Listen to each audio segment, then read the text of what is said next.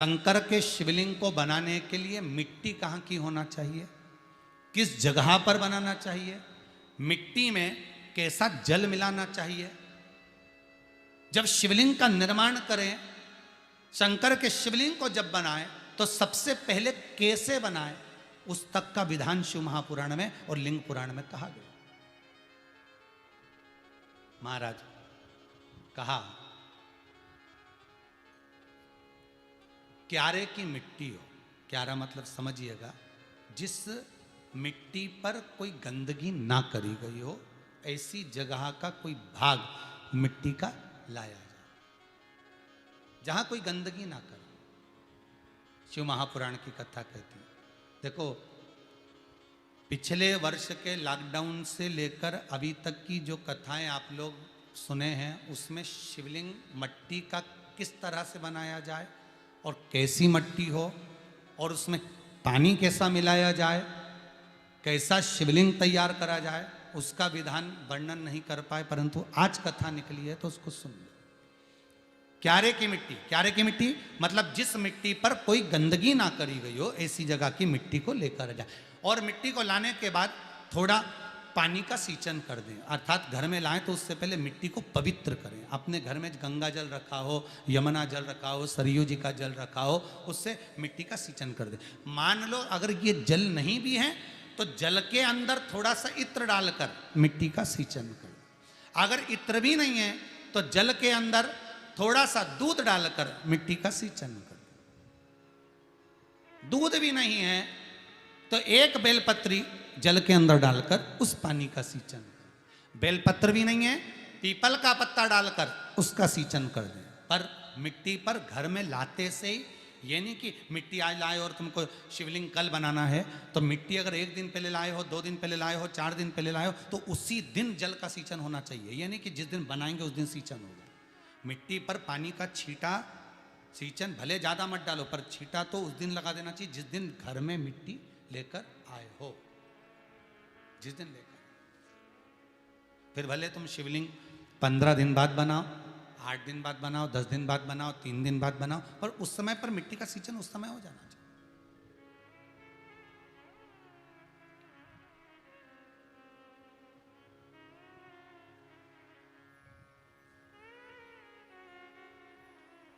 फिर कहा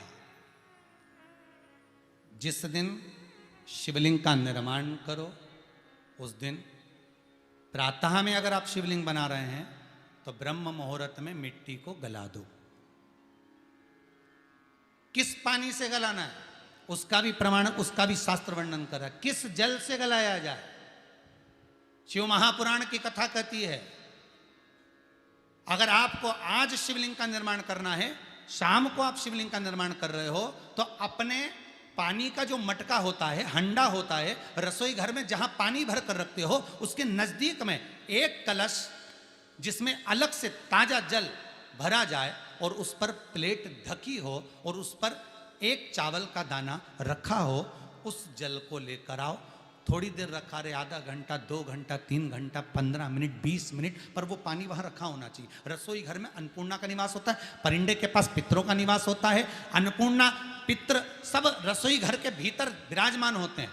शास्त्र कहता है 33 कोटि देवता एक समय के लिए, एक क्षण के लिए हमारे रसोई घर में प्रवेश करते हैं। इसलिए रसोई घर को तुम पूरे घर को स्वच्छ रखो ना रखो, पूरे घर को तुम साफ रखो ना रखो, पर रसोई घर एकदम क्लीन होना चाहिए, साफ होना चाहिए, स्वच्छ होना चाहिए। आज के ज़माने में तो खैर गया, पर पहले जब मट्टी के चूल्हे होते थे, जब चूल्हा बंद होता था तो उसको गीला कर कर, गोबर को या पानी में उसको गीला कर कर, एक कपड़े को गीला कर कर पूरे चौके को, रसोई घर को पोंछा जाता था। मिट्टी का होता था वो, तो भी उसको पोता लगाते थे, पोंछते थे।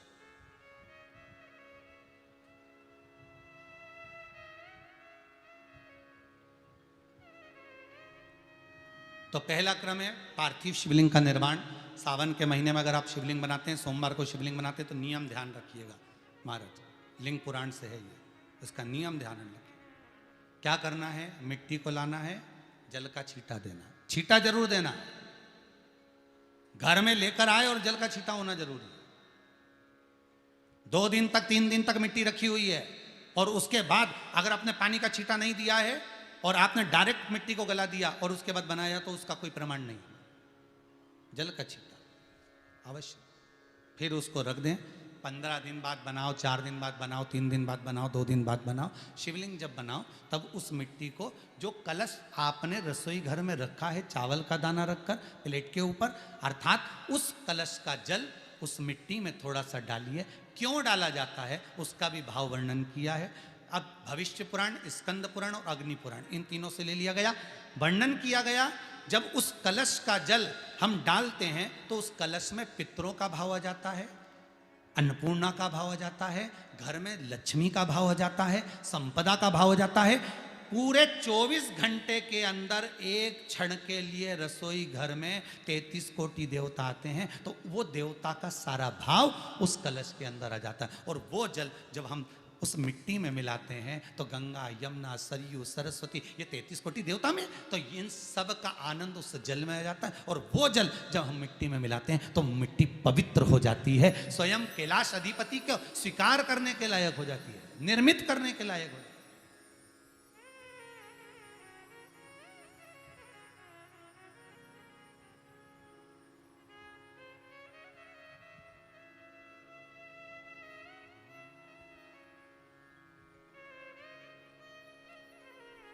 शिवलिंग का निर्माण।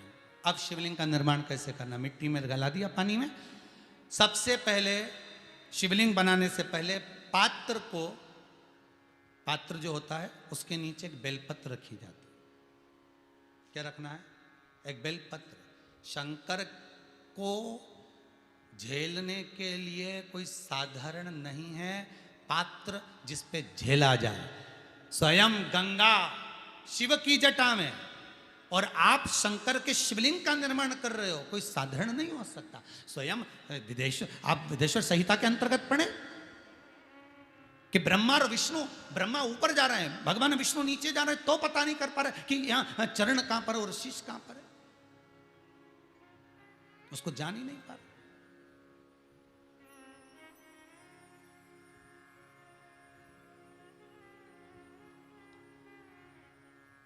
बस एक बेलपत्र, साधारण भाव में बेलपत्र भी सीधा भाग, और इस बेलपत्र की जो डंडी है वो उत्तर दिशा में रखना है थाली के अंतर्गत। जब आप शिवलिंग का निर्माण करें उत्तर, इसके ऊपर जो गलाई हुई मिट्टी है वो डाल दीजिए, और डालने के बाद सबसे पहले शिवलिंग का स्वरूप बनाना है। सबसे पहले नीचे की जलाधारी नहीं बनाना, क्या बनाना है? शिवलिंग का स्वरूप बनाना। बनाने के बाद उसी शिवलिंग के पास में और मिट्टी डाल लीजिए, फिर जलाधारी का निर्माण करिए, फिर जलाधारी।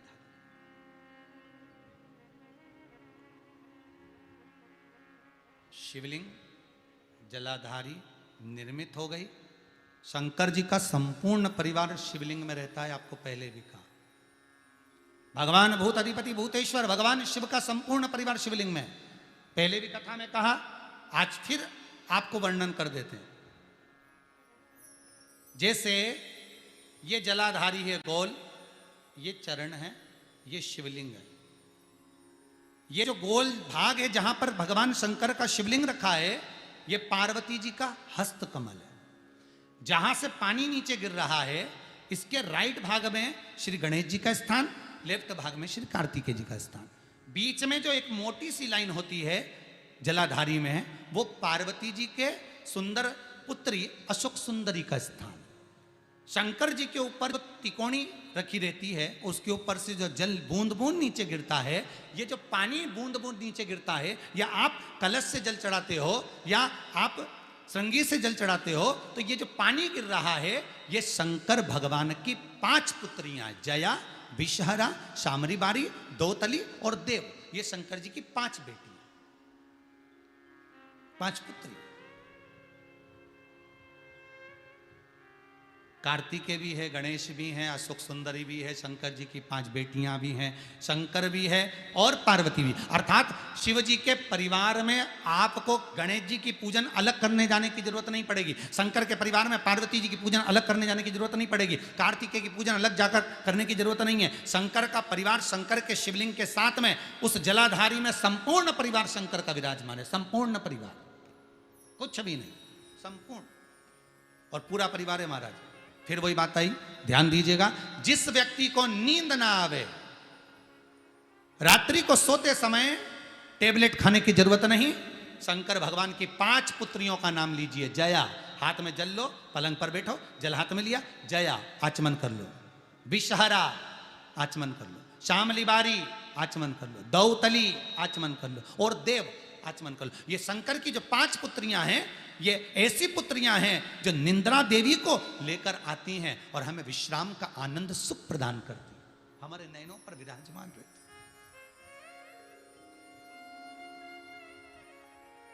हाँ, यदि विवाह नहीं हो रहा, शादी नहीं हो रही है, बहुत समय से लगन देख रहे हो, शादी नहीं हो रही, बहुत समय से परेशान हो गए कि विवाह ही नहीं हो रहा, हम तो टेंशन में पड़ गए, लड़की 28 साल 30 साल का लड़का हो गया, विवाह नहीं हो रहा, कुछ मत करो। अष्टमी तिथि आए तो अशोक सुंदरी वाली जो जगह है वहां पर हल्दी की 7 बिंदियां लगा दो, लड़का लड़की का हाथ उस बिंदी पर रखवा दो, उसका नाम गोत्र बोलो, उसी हल्दी में उसके हाथ पीले करवा दो और पीपल के पेड़ पर उस हाथ के 5 छापे पड़वा दो, 3 महीने में विवाह पक्का हो जाता है महाराज। उसका इतना, अशोक सुंदरी के उस हल्दी का इतना प्रमाण,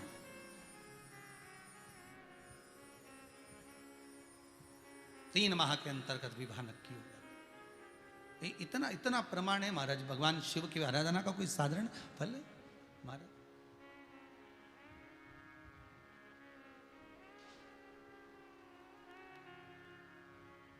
निर्मित करा शिवलिंग। एक बार सब जितने भी टीवी पर बैठे हैं, सम्मुख में कथा सुन रहे हैं,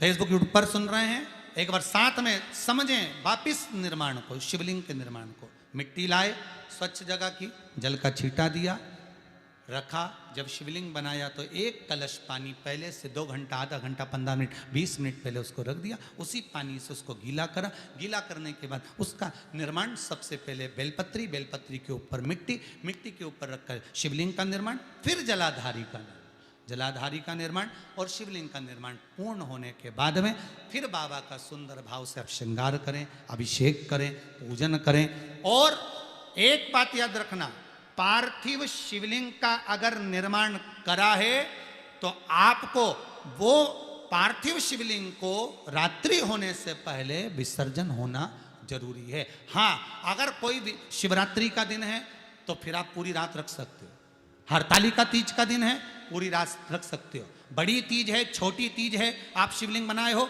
तो आप पूरी रात रख सकते हो, विशेष कोई उत्सव है, श्रावण का महीना है, पूरी रात रख सकते हो। पर बाकी के समय अगर आप शिवलिंग का निर्माण करें तो उसको सूर्यास्त होने के पहले आप उसको नदी में, जल में, जलाशय में विसर्जन करें।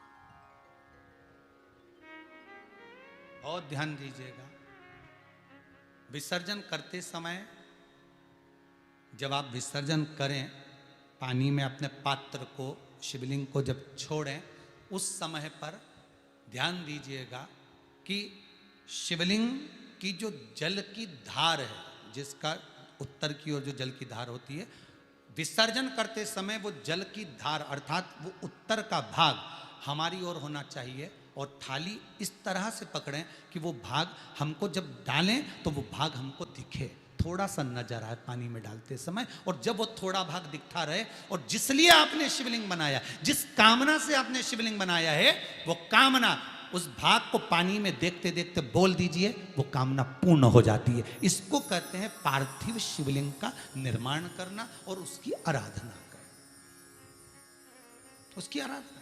कई लोग करते हैं, बना भी लेते हैं, पूजन भी करते हैं, और कई बार कहते हैं हमारा काम नहीं, तो उसमें भगवान का दोष नहीं है, दोष अपना। देखो, आप आए नहीं, सुबह हो गई, मेरी पूजा की थाली धरी की धरी रहे, क्यों नहीं आए, किस लिए नहीं, वो हमें देखना।